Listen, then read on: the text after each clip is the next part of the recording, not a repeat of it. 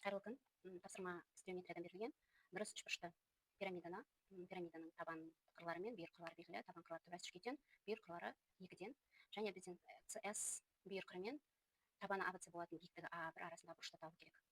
Бұл жерде A1 мен CS-ның арасындағы бұрышты табу үшін біз мына бергі жағында тұрған CSV бүйір қабырғасынан CS-ға A1 нүктесі арқылы өтетін параллель түзу жүргіземіз. Міне CS пен A1-ге параллель, және олар A1 нүктесінде түйіседі. Сонда екі A1 мен A1-ның арасында қызылмен белгіленген бұрыш біздің ізделінді бұрышымыз болады. Осы бұрыштың косинысын табуымыз керекпіз.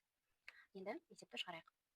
Есепті шығару үшін жалпы бұрыштарды анықтауда міне мына үш бұрышымызды айттық. Жаңа осы үш бұрыштың үш қабырғасы берілсе, біз косинустар теоремасымен табуымызға болады, немесе синусты да қолдануға болады.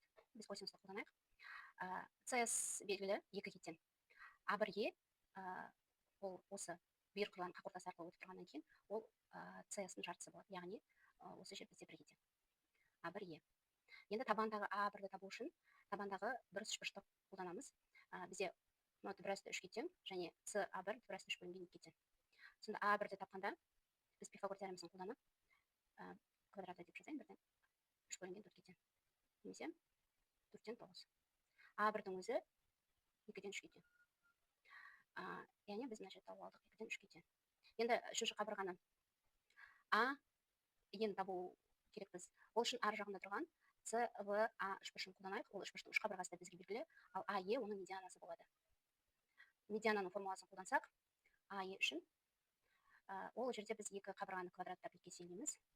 Яғни AC бізде екі кетен, оның квадраты 4, қосылған екі еселенген AV бізде түбірасты үш, оның квадраты 3, азайтылған CV-ның квадраты, яғни екінің квадраты 4 бөлімінде формула бойынша 4 кетен.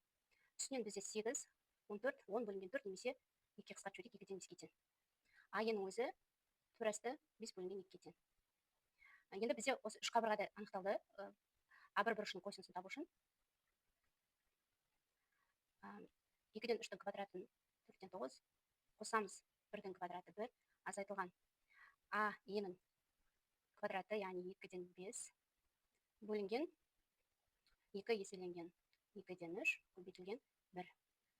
Ортақ бөлімге алымын келтіретін болсақ, ортақ бөлімі 4, яғни 9-ға 4 13, 13-тен 10-ды аламыз. 3 бөлінген 4 көбейтілген 3-тен 1. Сонымен косинус A бұрышы 4-тен 1-ге тең болады.